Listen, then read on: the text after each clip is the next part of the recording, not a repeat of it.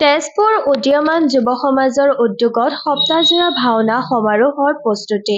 বিশেষ সভা সম্পন্ন। তেজপুৰ উদীয়মান যুৱ সমাজৰ উদ্যোগত ভাওনা সমাৰোহ প্ৰস্তুতিৰে গঠন হয় উদযাপন সমিতিৰ। বাণ থিয়েটাৰৰ সভাপতি বিশিষ্ট গীতিকাৰ নাট্যকাৰ বঙ্কিম শৰ্মাৰ সভাপতিত্বত আৰু জগতগুৰু শ্ৰীমন্ত শংকৰদেৱৰ নৱবৈষ্ণৱ ধৰ্মৰ ঐকান্তিক সেৱক উদীয়মান যুৱ সমাজৰ সভাপতি ঋতুপৰ্ণ শইকীয়া, সম্পাদক অভিনন্দন ভূঞাৰ পৌৰোহিত্যত অনুষ্ঠিত সভাই তেজপুৰৰ শ্বহীদবাগৰিত 7দিনীয়াকৈ ভাওনা সমাৰোহ অনুষ্ঠিত কৰাৰ সিদ্ধান্ত গ্ৰহণ কৰে।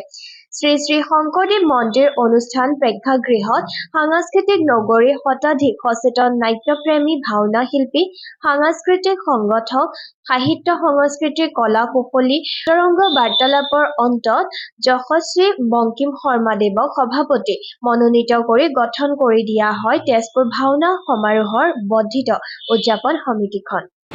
ভাওনা সমাৰোহৰ আজি যিখন সাধাৰণ সভা এই প্ৰসংগত আলোচনাৰ বাবে আহ্বান কৰিছে, এই সকলোকে মই মোৰ আন্তৰিক শ্ৰদ্ধা জনাই আজি এই সভাৰ সভাপতিৰ আসন গ্ৰহণ কৰিলোঁ আৰু মই ইতিমধ্যে কাৰ্যসূচীখিনি আপোনালোকৰ ওচৰত অৱগত কৰিব গৈছোঁ। সভাপতিৰ আসন গ্ৰহণ হ'ল। পেহেলগাঁৱৰ সন্ত্ৰাসবাদীৰ আক্ৰমণত প্ৰাণ হেৰুওৱা শ্বহীদসকলৰ আত্মাৰ সদ্গতিৰ বাবে 1 মিনিট মৌন প্ৰাৰ্থনা। 3 নম্বৰ সভাৰ উদ্দেশ্য ব্যাখ্যা। ঋতুপৰ্ণ শইকীয়া সভাপতি তেজপুৰ তেখেতে ব্যাখ্যা দাঙি ধৰিব।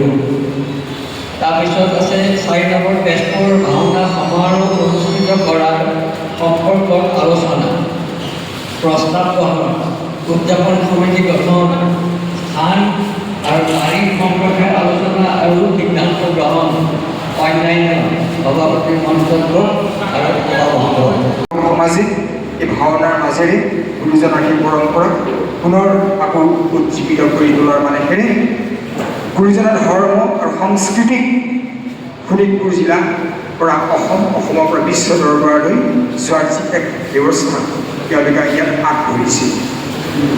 আমি জন্মৰ পৰা দেখি আহিছোঁ যে আমি ভাওনা বছৰত এখন এখন গাঁৱত প্ৰত্যেক নামঘৰত প্ৰত্যেক ৰাইজে ভাওনা কৰি আহিছে, কিন্তু সমাৰোহ বুলি এই শোণিতপুৰ বা তেজপুৰত প্ৰথম।